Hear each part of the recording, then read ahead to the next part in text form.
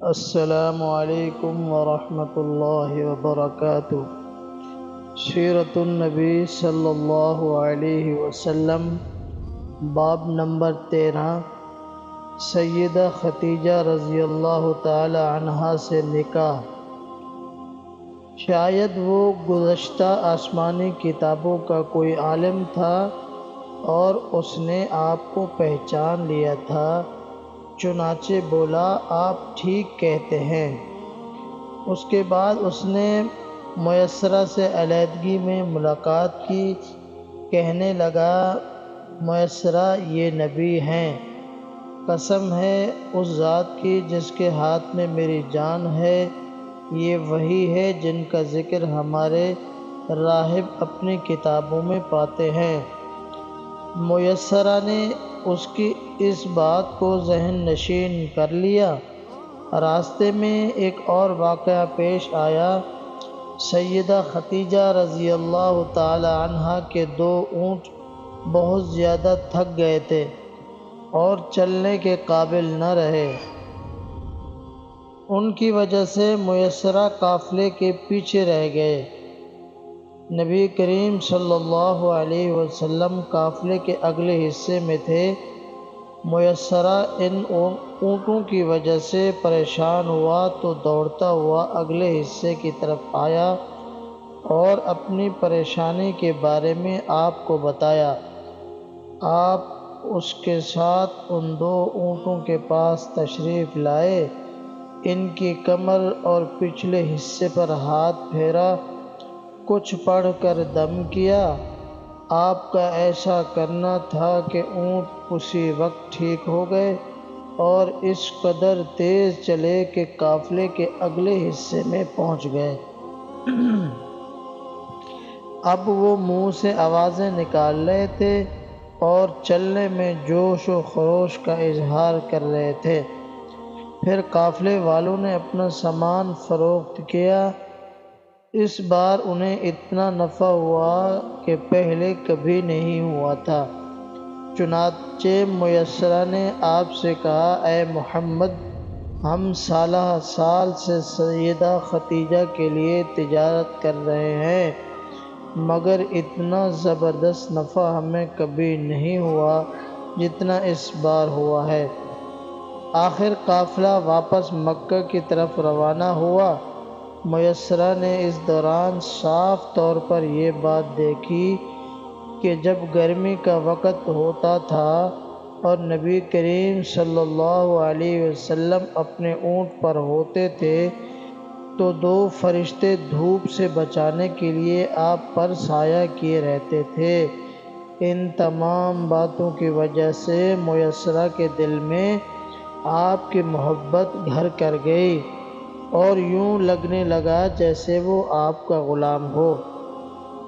آپ صلی اللہ علیہ وسلم دوپہر کے وقت مکہ میں داخل ہوئے۔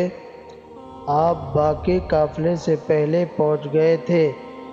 آپ سیدھے حضرت ختیجہ رضی اللہ تعالی عنہا کے گھر پہنچے۔ وہ اس وقت چند عورتوں کے ساتھ بیٹھی تھیں۔ انہوں نے دور سے آپ کو دیکھ لیا۔ آپ اونٹ پر سوار تھے اور 2 فرشتے آپ پر سایہ کیے ہوئے تھے۔ حضرت ختیجہ رضی اللہ تعالی عنہا نے یہ منظر دوسری عورتوں کو بھی دکھایا۔ وہ سب بہت حیران ہوئیں۔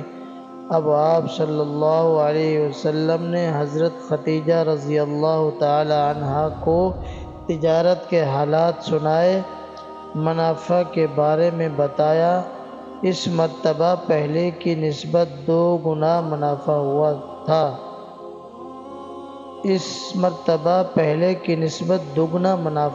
تھا۔ حضرت ختیجہ رضی اللہ تعالی عنہا بہت خوش ہوئیں۔ انہوں نے پوچھا، میسرہ کہاں ہے؟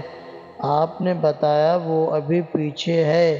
یہ سن کر سیدہ نے کہا، آپ فوراً اس کے پاس جائیے اور اسے جلد از جلد میرے پاس لائیں۔ آپ واپس روانہ ہوئے۔ حضرت ختیجہ رضی اللہ تعالی عنہا نے دراصل آپ کو اس لیے بھیجا تھا کہ وہ پھر سے وہی منظر دیکھنا چاہتی تھی، جاننا چاہتی تھیں کیا اب بھی فرشتے ان پر سایہ کرتے ہیں یا نہیں۔ جو ہی آپ روانہ ہوئے، یہ اپنے مکان کے اوپر چڑھ گئیں اور وہاں آپ کو دیکھنے لگی۔ آپ کی شان اب بھی وہی نظر آئی۔ اب انہیں یقین ہو گیا کہ ان کی آنکھوں نے دھوکہ نہیں کھایا تھا۔ کچھ دیر بعد آپ صلی اللہ علیہ وسلم میسرہ کے ساتھ ان کے پاس پہنچ گئے۔ حضرت خدیجہ رضی اللہ تعالی عنہا نے میسرہ سے کہا، میں نے ان پر 2 فرشتوں کو سایہ کرتے ہوئے دیکھا ہے، کیا تم نے بھی کوئی ایسا منظر دیکھا ہے؟ جواب میں میسرہ نے کہا، میں تو یہ منظر اس وقت سے دیکھ رہا ہوں جب قافلہ یہاں سے شام جانے کے لیے روانہ ہوا تھا۔ اس کے بعد میسرہ نے نستورہ سے ملاقات کا حال سنایا۔ دوسرے آدمی نے جو کہا تھا وہ بھی بتایا، جس نے لات اور عزیٰ کی قسم کھانے کے لیے کہا تھا، پھر اونٹوں والا واقعہ بتایا۔ یہ تمام باتیں سننے کے بعد سیدہ خدیجہ رضی اللہ تعالی عنہا نے آپ کو طے شدہ اجرت سے دگنا دی، جبکہ طے شدہ اجرت پہلے ہی دوسرے لوگوں کی نسبت دگنا تھی۔ ان تمام باتوں سے سیدہ خدیجہ رضی اللہ تعالی عنہا بہت حیران ہوئیں۔ اب وہ اپنے چچا زاد بھائی ورقہ بن نوفل سے ملیں۔ یہ پچھلی کتابوں کے عالم تھے۔ سیدہ خدیجہ رضی اللہ تعالی عنہا نے انہیں جو کچھ خود دیکھا اور میسرہ کی زبانی سنا تھا وہ سب کہہ سنایا۔ ورقہ بن نوفل اس وقت عیسائی مذہب سے تعلق رکھتے تھے، اس سے پہلے وہ یہودی تھے۔ سیدہ خدیجہ رضی اللہ تعالی عنہا کی تمام باتیں سن کر ورقہ بن نوفل نے کہا، خدیجہ اگر یہ باتیں سچ ہیں تو سمجھ لو محمد اس امت کے نبی ہیں۔ میں یہ بات جان چکا ہوں کہ وہ اس امت کے ہونے والے نبی ہیں۔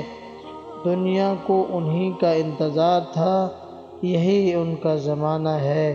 یہاں یہ بات بھی واضح ہو جائے کہ نبی اکرم صلی اللہ علیہ وسلم نے سیدہ خدیجہ رضی اللہ تعالی عنہا کے لیے تجارتی سفر ایک بار ہی نہیں کیا، چند سفر اور بھی کیے۔ سیدہ خدیجہ رضی اللہ تعالی عنہا ایک شریف اور پاک باز خاتون تھیں۔ نسب کے اعتبار سے بھی قریش میں سب سے اعلیٰ تھی۔ انہیں قریش کی سیدہ کہا جاتا تھا۔ قوم کے بہت سے لوگ ان سے نکاح خواہش مند تھے۔ کئی نوجوانوں کے پیغام ان تک پہنچ چکے تھے، لیکن انہوں نے کسی کے پیغام کو قبول نہیں کیا تھا۔ نبی اکرم صلی اللہ علیہ وسلم تجارت کے سفر سے واپس آئے تو آپ صلی اللہ علیہ وسلم کی خصوصیات دیکھ کر اور آپ کی باتیں سن کر وہ آپ صلی اللہ علیہ وسلم سے بہت زیادہ متاثر ہو چکی تھی، لہٰذا انہوں نے ایک خاتون نفیسہ بنت منیہ کو آپ کی خدمت میں بھیجا۔ آپ نے آ کر آپ سے کہا کہ اگر کوئی دولت مند اور پاک باز خاتون خود آپ کو نکاح کی پیشکش کرے تو کیا آپ مان لیں گے؟ ان کی بات سن کر آپ نے فرمایا، وہ کون ہے؟ نفیسہ نے فوراً کہا، خدیجہ بنت خولید ہے۔ آپ نے انہیں اجازت دے دی۔ نفیسہ بنت منیہ سیدہ خدیجہ رضی اللہ تعالی عنہا کے پاس آئیں، انہیں ساری بات بتائی۔ سیدہ خدیجہ رضی اللہ تعالی عنہا نے اپنے چچا عمرو بن اسد کو اطلاع کرائی تاکہ وہ آ کر نکاح کر دیں۔ سیدہ خدیجہ رضی اللہ تعالی عنہا کی اس سے پہلے 2 مرتبہ شادی ہو چکی تھی۔ ان کا پہلا نکاح عتیق ابن مائد سے ہوا تھا، اس سے بیٹی ہندہ پیدا ہوئی تھی۔ عتیق کے فوت ہو جانے کے بعد سیدہ کا دوسرا نکاح ابو ہالہ نامی شخص سے ہوا۔ ابو ہالہ کی وفات کے بعد سیدہ خدیجہ رضی اللہ تعالی عنہا بیوگی کی زندگی گزار رہی تھیں کہ انہوں نے آپ صلی اللہ علیہ وسلم سے نکاح کا ارادہ کر لیا۔ اس وقت سیدہ خدیجہ رضی اللہ تعالی عنہا کی عمر 40 سال کے لگ بھگ تھی۔